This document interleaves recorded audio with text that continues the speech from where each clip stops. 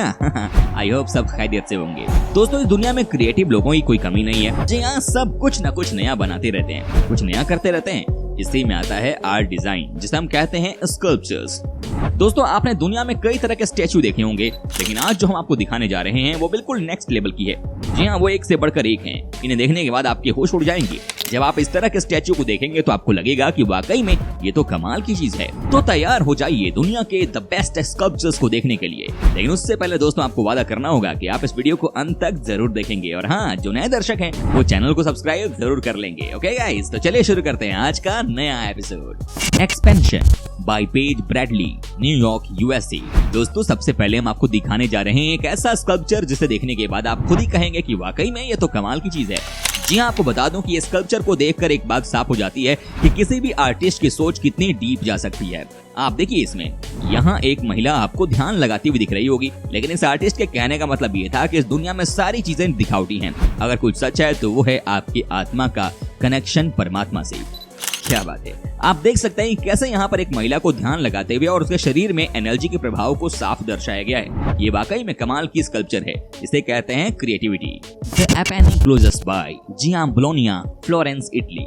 अब जो हम आपको दिखाने जा रहे हैं वो तो कमाल की चीज है। जी हाँ, कहते हैं कि इस तरह के स्कल्पचर तो आज के जमाने में कोई बना भी नहीं सकता है। जी हाँ, आप देखिए कैसे यहाँ पर इस इंसान को तैयार किया गया है। ये इटली के महान आर्टिस्ट ने बनाया है, जिनका नाम है बोलोनिया।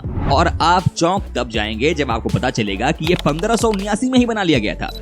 क्या बात है। आप समझिए कि जिस समय किसी को स्टैचू के बारे में पता नहीं होता था, तब इस आर्टिस्ट की सोच कहाँ थी। वाकई में ये भी कमाल का आर्ट है। इसे देखने के बाद आप खुद ही कहेंगे कि पहाड़ को काट कर बनाया गया ये दुनिया का सबसे पहला आर्टिस्ट वर्क है। और वाकई में ये बहुत ही अट्रैक्टिव है। The caring hand by Herb Benard, Glarus, Switzerland.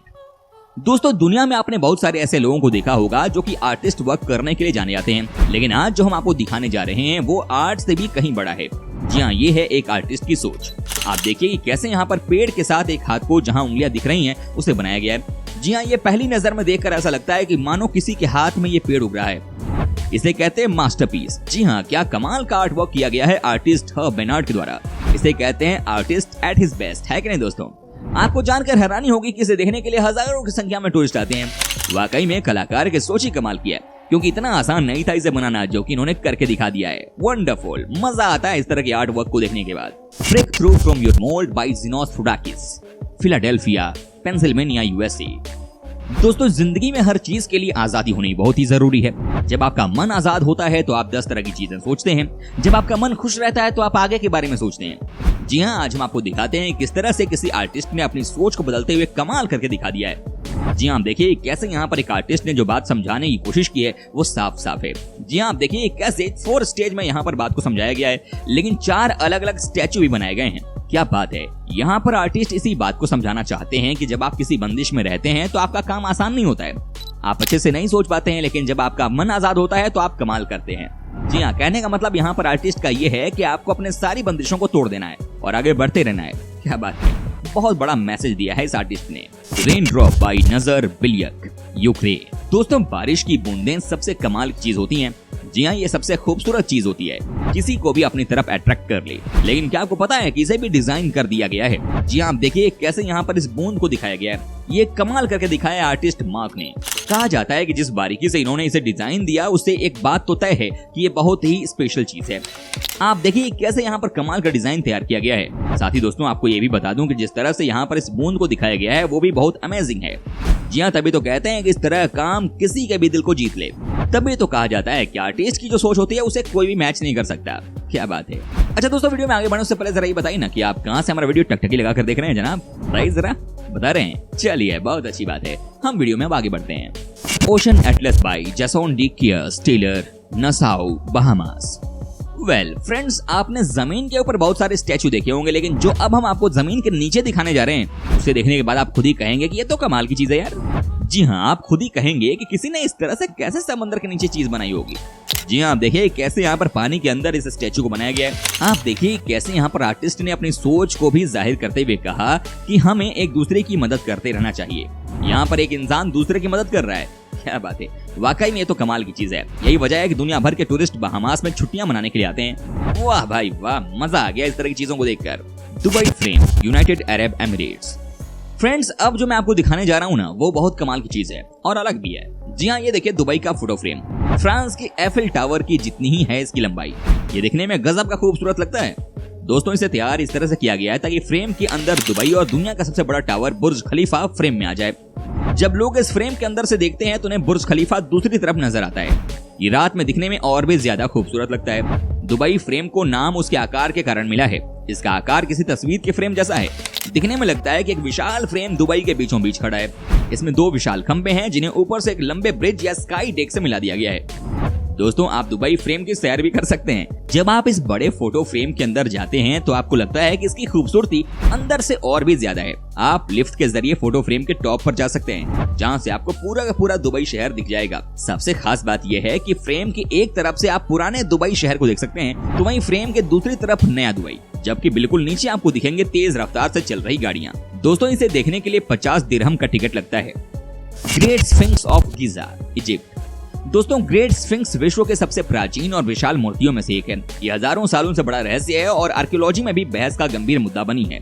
इसे ग्रीक के पौराणिक काल के एक जानवर का नाम दिया गया है।